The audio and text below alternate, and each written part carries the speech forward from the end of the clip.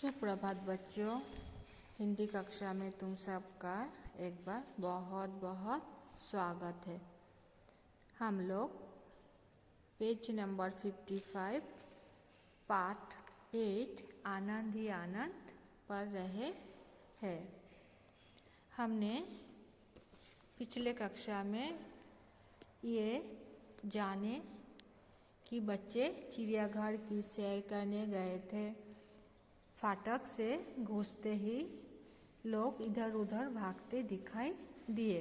पूछने पर पता चला कि एक शेरनी ने 3-4 दिन से भोजन नहीं किया है। उसके पिंजरे में कोई घुसता है तो वो उस पर झपटती है। सभी बहुत डर गए थे, इसलिए शीघ्र ही घर वापस आ गए। 2 दिन बाद उसी शेरनी की चित्र समाचार पत्र में छपा था, जिसमें वो एक पिल्ले के साथ खेल रही थी।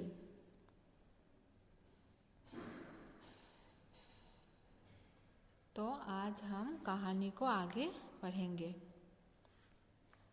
रक्षकों ने आंखों आंखों में इशारा किया कि शेरनी इसे अपना बच्चा समझ रही है।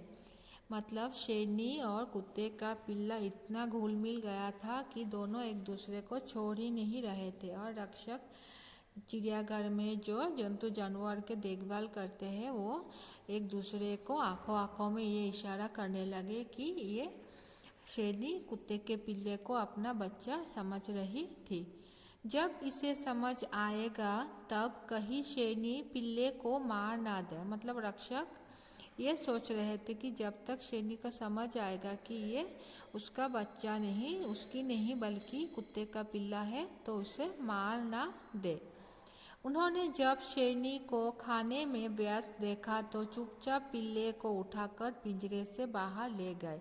तो रक्षकों को कुत्ते के पिल्ले की चिंता हो रहे थे। तब जब शेरनी अपने खाने में व्यस्त हो गई, खाने लगी, तो रक्षकों ने क्या किया, कुत्ते के पिल्ले को वहाँ से बाहर उठा निकल लाए।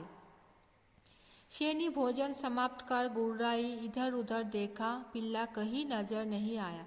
शेरनी भोजन समाप्त करके जब इधर उधर देखने लगा पिंजरे के अंदर, पिल्ला कहीं नजर नहीं आया।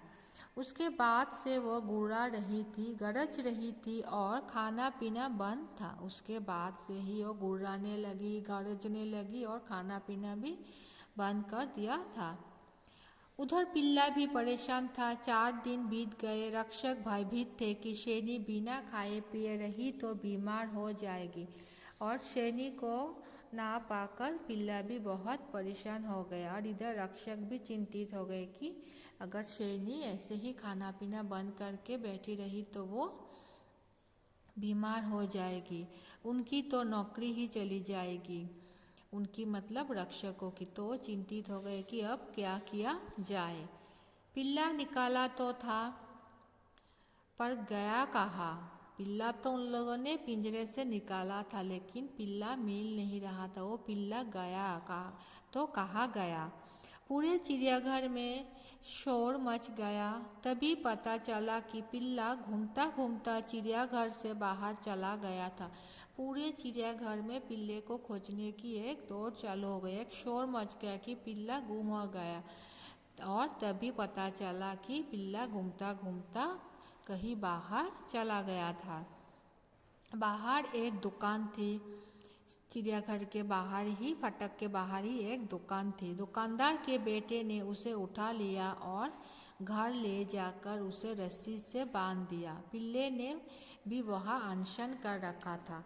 तो चिड़ियाघर के बाहर जो दुकान थी, उसके बेटे, दुकानदार के बेटे ने क्या किया, पिल्ले को खुला घूमते देखकर वो उसे उठाकर अपने घर ले गया और ले जाकर क्या किया, उसको रस्सी से बांधकर अपने घर में रख दिया। लेकिन पिल्ले ने भी क्या किया, उधर खाना पीना बंद कर दिया। वो भी खाना पीना बंद करके बैठा था।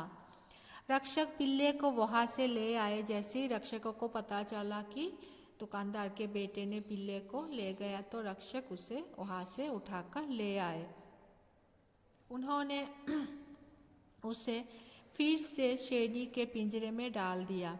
शेरनी अब शांत है, पिल्ला प्रसन्न है। इधर उधर कूद कूद कर अपनी खुशी प्रकट कर रहा है। तो रक्षक ने क्या किया, पिल्ले को उठाकर शेरनी के पिंजरे में डाल दिया।